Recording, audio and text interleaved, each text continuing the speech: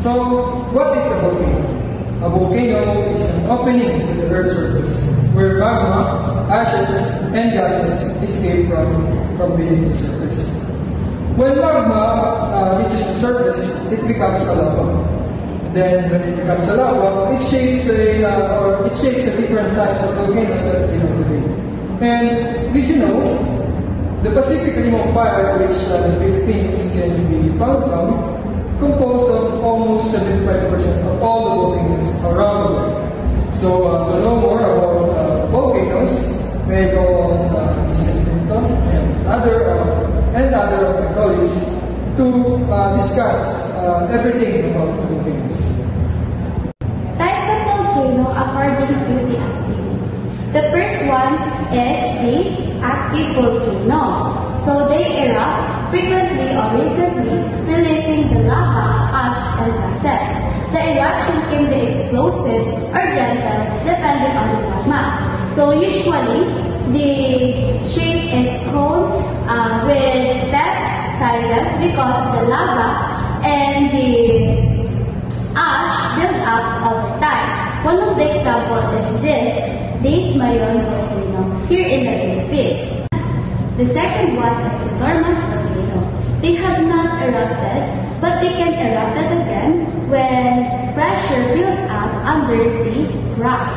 So they usually shape is cone shape or mountain slide, similar to the active volcanoes, but covered with the vegetation due to the long rest period. One of the examples is this, the Mount Fuji in Japan. And lastly, the extinct volcano. They have no longer erupted because the magma supply has stopped and the volcano activity has died. So the shapes of the extinct volcano is eroded mountain and flat-top hills as rain and wind have worn them over time. So the example is this, the Edinburgh Castle rock in this Scotland. That's all.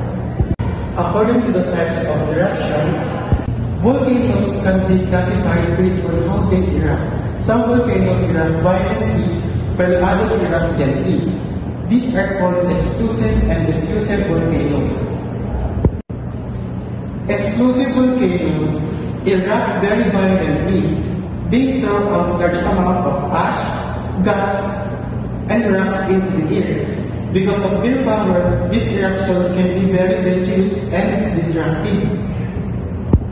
For example, Mount St. Helens in the United States erupted in 1980. It caused strong explosions that destroyed nearby forests and covered the area with deep ash.